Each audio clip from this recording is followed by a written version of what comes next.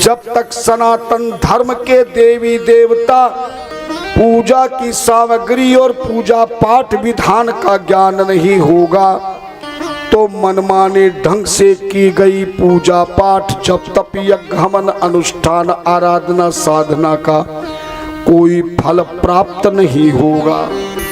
और शिव महापुराण में मैं वही कथा तुम्हें सुना रहा हूँ जो प्रत्येक सनातन धर्मी को सुनना परम आवश्यक है।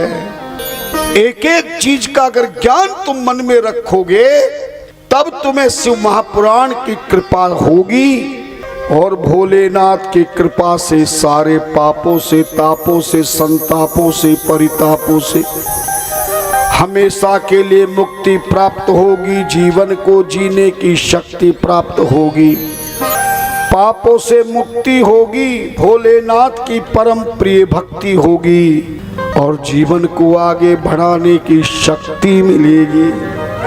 ध्यान देना, वो संध्या भगवान शिव का आशीर्वाद लेकर तुरंत मेधा तिथि के यज्ञ मंडप पे पहुंच गई और चंद्रभागा नदी में जैसे ही मेधा तिथि ने यज्ञ में कन्या प्राप्ति के लिए पूर्ण आहुति करी, वैसे ही संध्या ने भी अपने कलंकित शरीर को हवन कुंड में समर्पित कर दिया और तभी संध्या का शरीर कलंक से निवृत्त हो गया।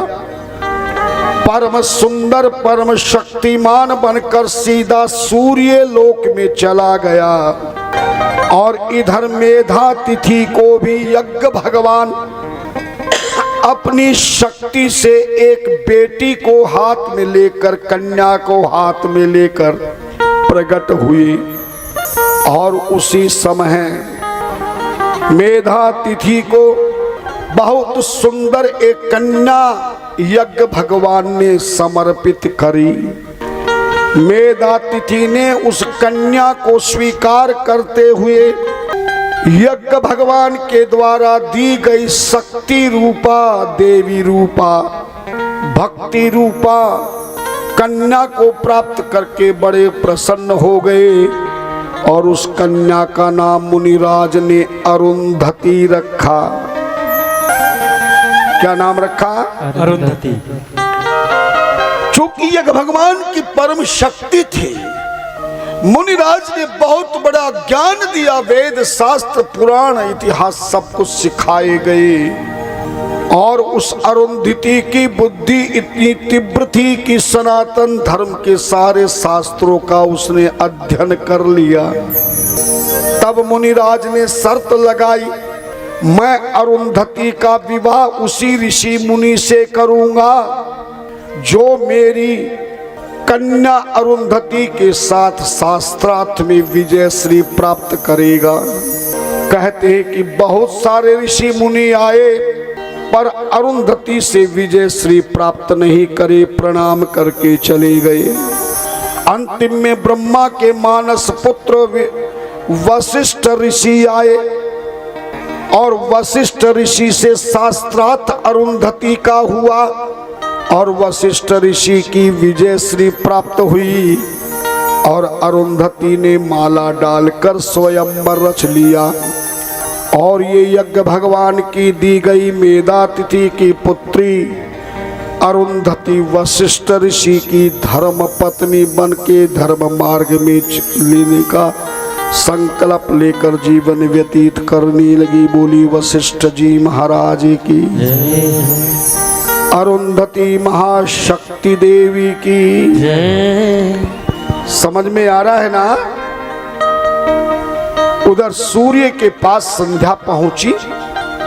संध्या का सुंदर रूप देख करके सूर्य भगवान ने संध्या से विवाह कर लिया और सूर्य और संध्या को, चूंकि संध्या को भगवान शिव ने वरदान दिया था कि सूर्य लोक में तू जाएगी, तो सूर्य भगवान के साथ तेरा विवाह होगा, तेरी सुंदर संतान होकर के धर्म का कर्म का प्रचार करेंगी। और एक बात और ध्यान रखना, कामदेव के प्रभाव के लिए संध्या से एक और भी वरदान शिव जी ने दे दिया था। जरा ध्यान से सुनिए कि कोई भी मनुष्य मां के गर्भ से जब जन्म होगा, चाहे वो बेटा पैदा हो या बेटी पैदा हो, पुरुष हो या स्त्री हो, उसकी 4 अवस्था रहेंगी और इन 4 अवस्थाओं में 2 अवस्थाओं में काम का प्रभाव रहेगा, लेकिन 2 अवस्था में काम का प्रभाव नहीं रहेगा। प्रथमम शैशवो भाव कौमाराख्यो द्वितीयकम तृतीयो यौवनो भाव चतुर्थो अर्धकस्तथा। सूत जी महाराज कहते हैं, ऋषियों, भगवान शिव ने कहा कि मां के गर्भ में जन्म लेने वाला बेटा और बेटी 16 सबसे पहले बचपन उसका होगा, शैशव अवस्था होगी। 5 वर्ष तक शिशु बन करके रहेगा।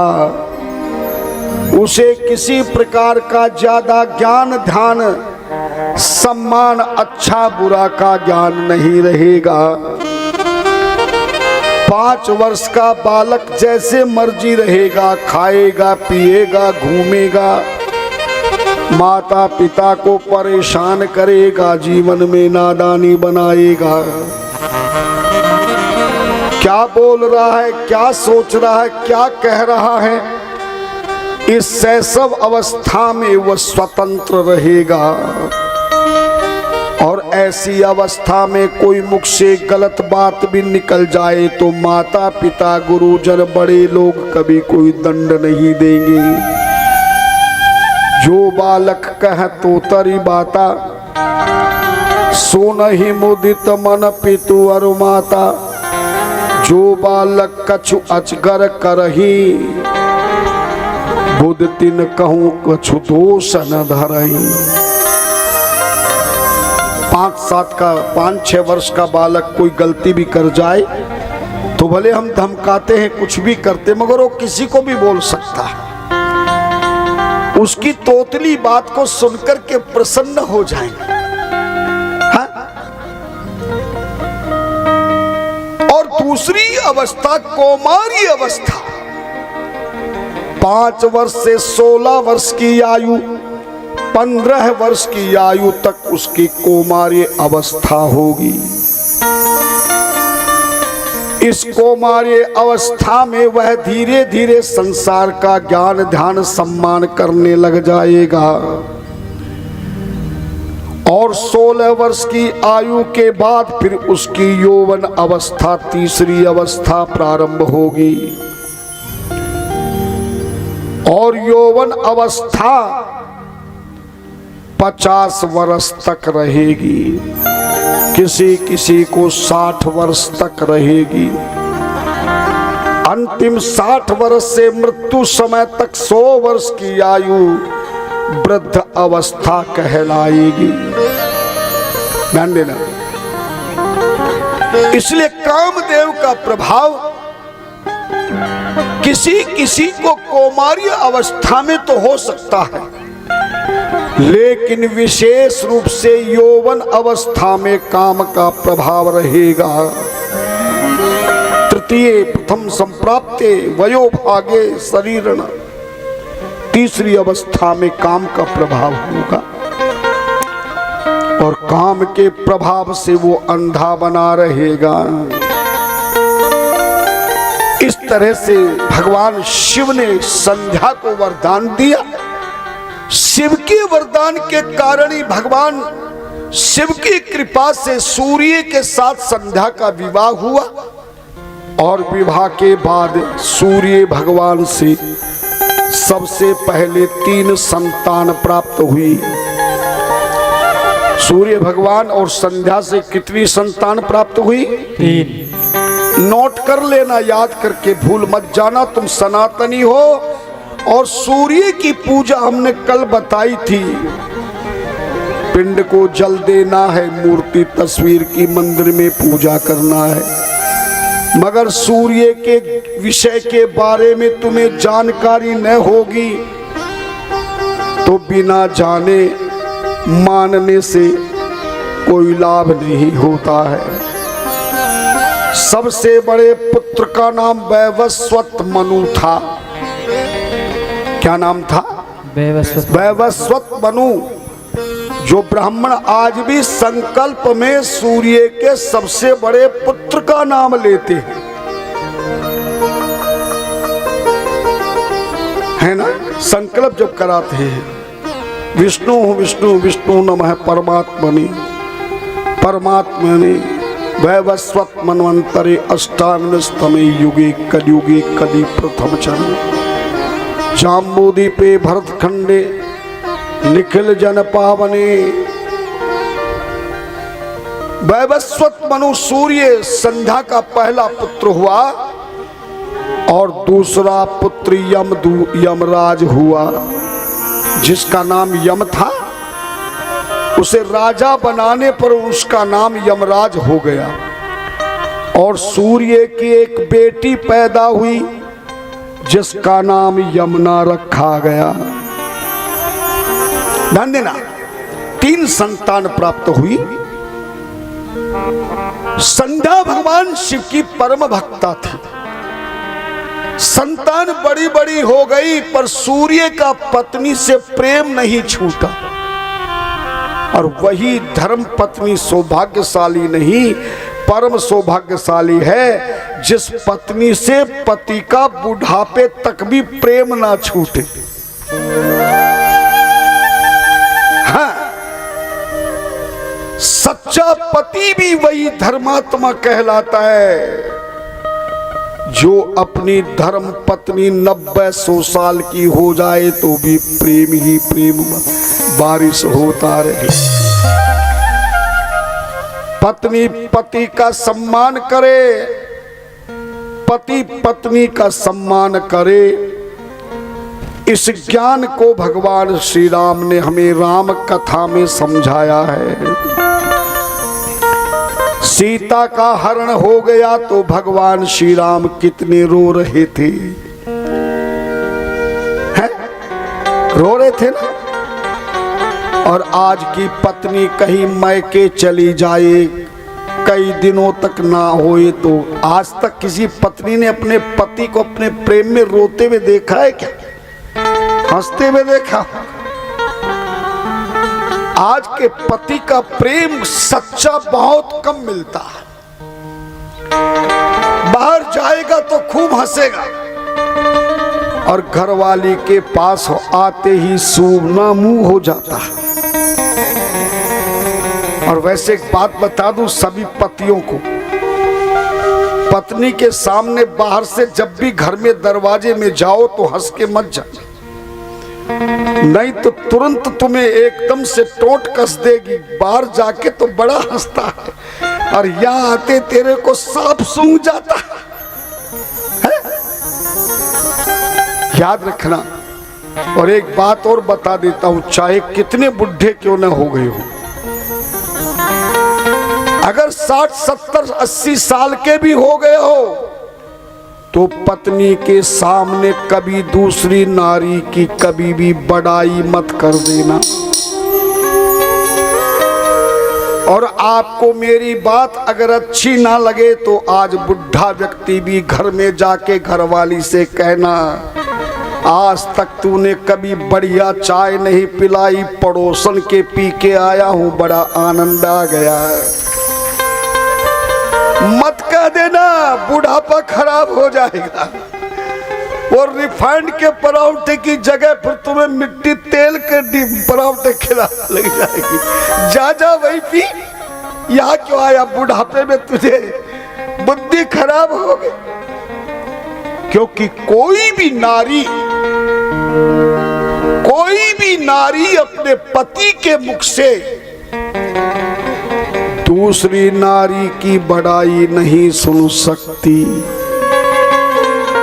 एक नारी दूसरी नारी की ज्यादा महिमा को पसंद नहीं करती है। मोहन नारी नारी के रूपा, पन्नगारी यह नीति अनूपा। तुलसी जी ने लिखा है उत्तरकांड में, एक नारी कितनी बुढ़ी हो जाए, कितनी जवान रहे, पढ़ी लिखी हो या बिना पढ़ी लिखी, पर एक नारी दूसरी नारी को कभी पसंद ही नहीं करती है। चाहे सास के रूप में हो, ननद के रूप में हो, बहन के रूप में हो, पड़ोसन हो, रिश्तेदार हो। सच बताओ, कोई नारी दूसरी नारी को पसंद करेगी क्या? और अगर कोई पड़ोसन या रिश्तेदार में कोई नारी पति से ज्यादा बात करने लग जाए तो क्या करोगे? चाय में मीठे की जगह नमक डाल दोगे, कहोगे भूल गई। धन्यवाद।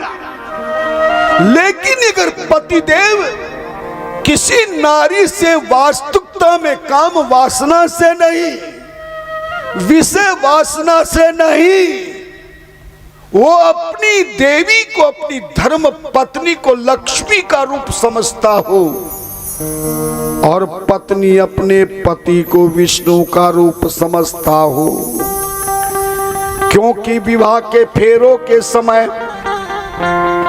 किसी भी कन्या का पिता सनातन धर्म के अनुसार जब कन्यादान करता है तो दूल्हा विष्णु के रूप में पहुंचता है और बनने वाली पत्नी लक्ष्मी के रूप की तरह सजकर पास में बैठती है।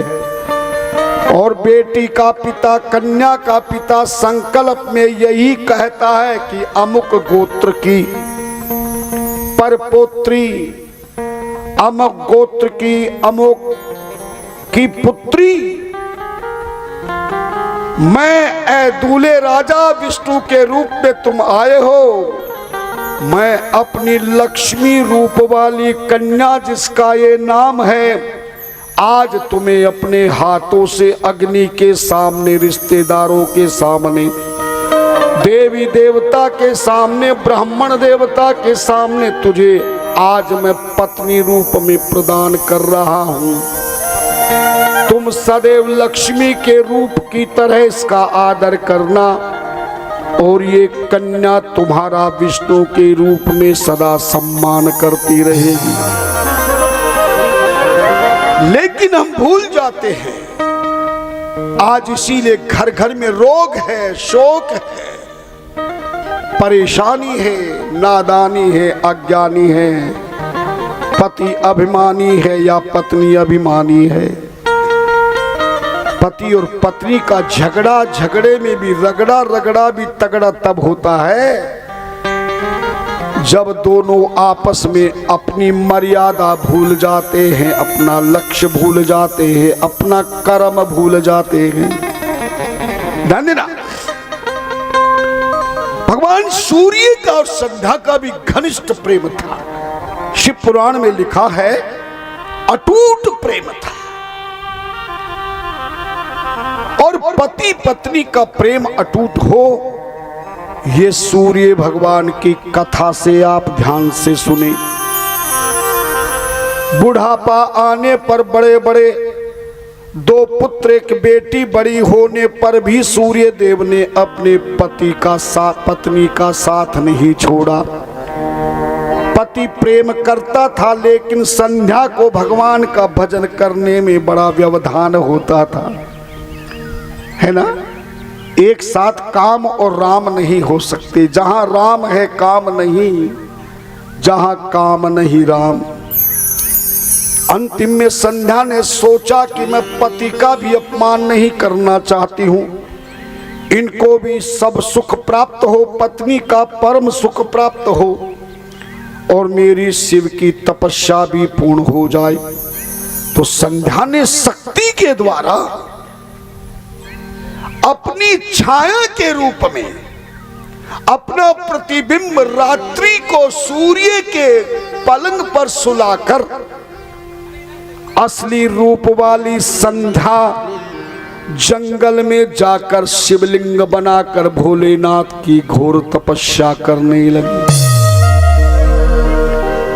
और संध्या ने अपने पति को पत्नी सुख देने के लिए अपनी जैसी हूबहू अपना प्रतिबिंब छोड़ दिया। जैसे राम कथा में सुना होगा, जब रावण सीता का हरण करने आ रहा था, भगवान तो अंतर्यामी थे। बोले इस असली सीता को रावण जैसे ही हाथ लगाएगा तो भस्म हो जाएगा, क्योंकि पतिव्रता नारी थी। भगवान ने कहा कि सीता का हरण नहीं होगा तो मैं रावण को कैसे मारूंगा। और पिछले जन्म में रावण कुंभकर्ण को श्राप मिला है नारद का कि मेरे हाथों से ही उनकी मृत्यु होगी। सीता के हाथों से हो गई तो फिर सारी लीला ही समाप्त हो जाए। तब श्री राम जी ने लक्ष्मण गए जब ही लेन फूल फलकन, जनक सुतासन बोले।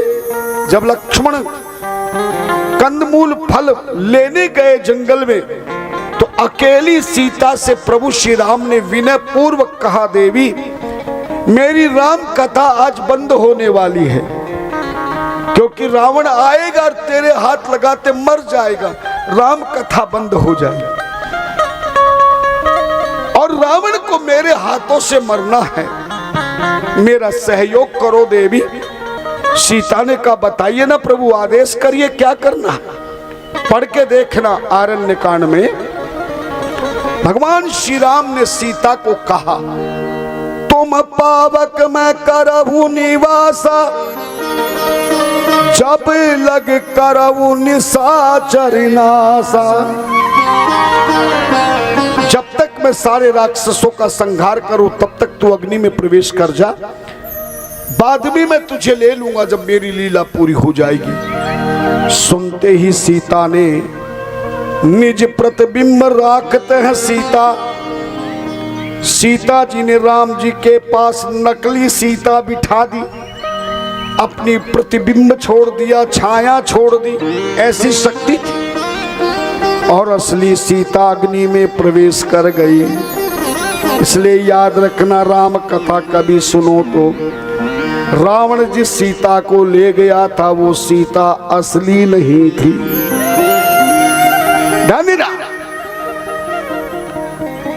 उसी सीता को रावण हर कर ले गया था। ऐसे ही संध्या ने भी अपनी जैसी दूसरी छंदा जिसका नाम छाया था, पतिदेव के साथ छोड़कर जंगल में घोर तपस्या करने चली गई। उस छाया रूपी संध्या से ही छाया जिसका नाम था, उसके यहाँ एक बेटा पैदा हुआ, एक बेटी पैदा हुआ। धन्यवाद। बेटे का नाम शनिदेव रखा गया और बेटी का नाम ताप्ती रखा गया। आपके मध्य प्रदेश में ताप्ती नाम की नदी बहती है। ये ताप्ती भी सूर्य की कन्या है, यमुना भी कन्या है। दोनों कैसे नदी बनी आगे की कथा में बताऊंगा। इस तरह शनिदेव के यहाँ शनिदेव, सूर्य भगवान के यहाँ शनिदेव बड़े हुए तो छाया नाम की पत्नी अपने पति की वैसी सेवा नहीं कर पाई जैसा असली संध्या कर रही थी। सूर्य ने सोचा शायद बुढ़ापा होगा तो ऐसा होगा, लेकिन एक दिन शनिदेव ने यमुना को किसी बात को लेकर क्रोध में लात लगा दी, पैर लगा दिया। तब सूर्य भगवान को शनिदेव बेटे पे बड़ा क्रोध आया और शनिदेव को श्राप दे दिया कि जिस पांव से तूने कन्या को मारा है, शास्त्र कहता पदभ्याम स्पर्शित गुरु अग्नि ब्राह्मणे वचा। कभी भी कन्या को पर नारी को, किसी धार्मिक ग्रंथ को कभी पांव नहीं लगाना चाहिए, ब्राह्मण को पैर नहीं लगाना चाहिए। गुरु महाराज को कभी पाँव ना लगावे। जिस पाँव से तूने कन्या को लगाया है, जा तेरा पाँव लंगड़ा हो जाएगा। और शनिदेव उसी समय से लंगड़े हो गए। तभी माता छाया और शनिदेव सूर्य के साथ विवाद करने लगे, संवाद करने लगे, प्रमाद करने लगे। तो सूर्य को क्रोध आ गया। शनिदेव से कहा कि तू पिता का तिरस्कार करता मूर्ख, जा आज के बाद मैं तेरा त्याग करता हूं। आज से तू मेरा पुत्र नहीं, मेरा तू शत्रु कहलाएगा।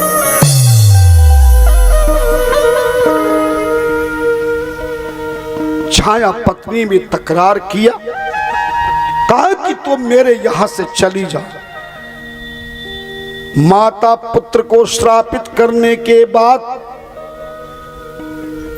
अचानक सूर्य ने सोचा कि मेरी संध्या तो बड़ी पतिव्रता थी, आज तक कभी हमारे सामने विवाद संवाद प्रमाद नहीं हुआ। न जाने हमारी पत्नी पर किसी ने कुछ कर दिया है शायद। अपने नारद जी महाराज का ध्यान किया, नारद जी प्रकट हो गए। बोले मेरी धर्म पत्नी इतनी पतिव्रता सेवा करने वाली थी, इससे पहले दो बेटे एक बेटी पैदा हुई, वो बड़े आज्ञाकारी हैं। मगर अब एक बेटा शनिदेव और ताप्ती नाम की 2 संतान पैदा होने के बाद मेरी पत्नी मुझसे विवाद संवाद प्रमाद करती है। नारद जी ने कहा, सच कहूं सूर्य भगवान, ये तेरी असली पत्नी नहीं है। असली नहीं तो असली कहां गई? बोले असली पत्नी तेरी जंगल में जाकर के शिव की तपस्या कर रही है, और तुझे पत्नी सुख देने के लिए उसने अपना प्रतिबिंब रूप छाया रूप पत्नी छोड़ गई है। इसीलिए छाया यहां से तेरे कहने पर चली गई, शनिदेव चला गया। सूर्यदेव सुनकर के तुरंत भागे और वहीं पर पहुंच गए। कहां पहुंचे मैं नहीं बताऊंगा, कहां पहुंचे? संध्या के पास, जहां जंगल में संध्या शिव की तपस्या कर रही थी। जैसे ही सूर्य को देखा संध्या ने कि ये तो यहां भी आ गया, लगता उस पत्नी से इसको सुख प्राप्त नहीं हुआ होगा, मेरी तपस्या भंग ना हो, पति को भी मैं कुछ ना कहूं। ऐसा सोच करके संध्या ने अपनी शक्ति से अपनी तपस्या के शरीर को घोड़ी का रूप बना लिया। किसका रूप बनाया? घोड़ी का। जोर से बोलो, घोड़ी का। सूर्य ने देखा कि अभी तो संध्या थी, ये घोड़ी कहां से आ गई। आंख बंद कर ध्यान लगाकर पता चला कि मुझसे बचने के लिए देवी ने तपस्या पूर्ण करने के लिए घोड़ी का रूप बना लिया है। सूर्य ने सोचा अब मैं पुरुष, ये घोड़ी कैसे पति पत्नी बनेंगे, इसकी तपस्या भी भंग ना हो, इसलिए सूर्य भगवान ने अपने आप को घोड़ा बना लिया। और जंगल में घोड़ा और घोड़ी के रूप में कई वर्षों तक सूर्य शिव की तपस्या करते रहे। कहते हैं कि श्रीमद् भागवत महापुराण में भी ये प्रसंग आया है कि उस समय घोड़ा और घोड़ी के द्वारा भी संतान प्राप्त हुई, और संध्या सूर्य के द्वारा घोड़ा और घोड़ी के माध्यम से जो संतान पैदा हुई उनका नाम अश्वनी कुमार रखा गया। क्या नाम रखा गया? अश्वनी कुमार। अश्व कहते घोड़े को, कुमार कहते बेटा। धन्यवाद। जब जैसे ही तपस्या संध्या सूर्य की घोड़ा और घोड़ी के रूप में पूर्ण हुई, मेरे भोलेनाथ प्रकट हो गए, दर्शन देने लगे। ध्यान देना, बहुत सुंदर कथा है और ऐसी कथाएं बहुत कम सुनने को मिलती है।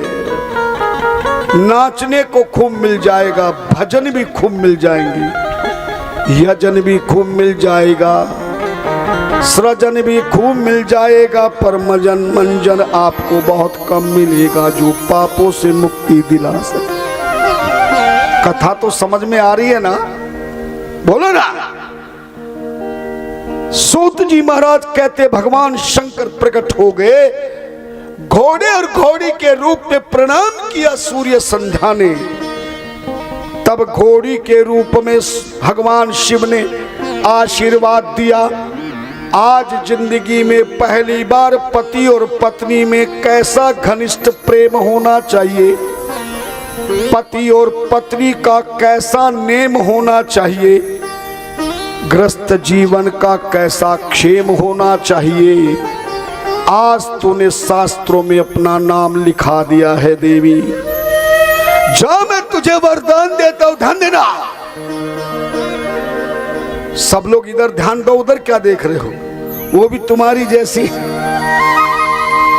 कुछ मिलेगा नहीं उधर देखने से, मिलेगा तो इधर ही देखने से। ध्यान देना। घोड़ी के रूप में वरदान दिया संध्या को।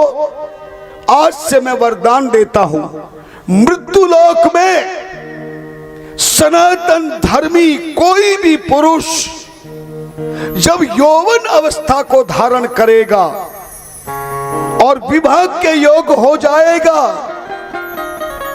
तो उसका विवाह जिस कन्या से भी होगा, कोई भी पुरुष विवाह के समय विष्णु जैसा रूप धारण करेगा और जिससे विवाह होना है, जो पत्नी बनने वाली है, वह दुल्हन के रूप में लक्ष्मी रूप धारण करेगी। जो पुरुष विवाह के समय अपनी पत्नी को लेने के लिए विष्णु रूप दूल्हा के रूप में घर से बाहर यात्रा प्रारंभ करेगा, जो घोड़ी पर बैठकर यात्रा करता हुआ देवताओं के मंदिर तक यात्रा कर लेगा और बाद में वह विवाह की बारात लेकर जाकर विवाह करेगा, ऐसे पति पत्नी का प्रेम सूर्य और संध्या की भांति सदैव बना रहे। इसीलिए आपके यहाँ मध्य प्रदेश में परंपरा है या नहीं हमें पूरी बात पता नहीं, लेकिन जब भी कोई पुरुष विवाह के लिए पत्नी से शादी करने के लिए यात्रा प्रारंभ करता, जिसको दूल्हा कहते हैं, वो किसकी यात्रा करता है? घोड़ी पर बैठकर यात्रा कहां तक करता है? जहां तक भगवान देवी देवताओं का मंदिर हो। वहां के बाद फिर वह किसी भी वाहन से किसी भी प्रकार से ससुराल पहुंचकर के विवाह संपन्न कराता। इसीलिए दूल्हा घोड़े पे नहीं, किस पे बैठता है? घोड़ी पे होके सवार चला है दूल्हा। यार सुना?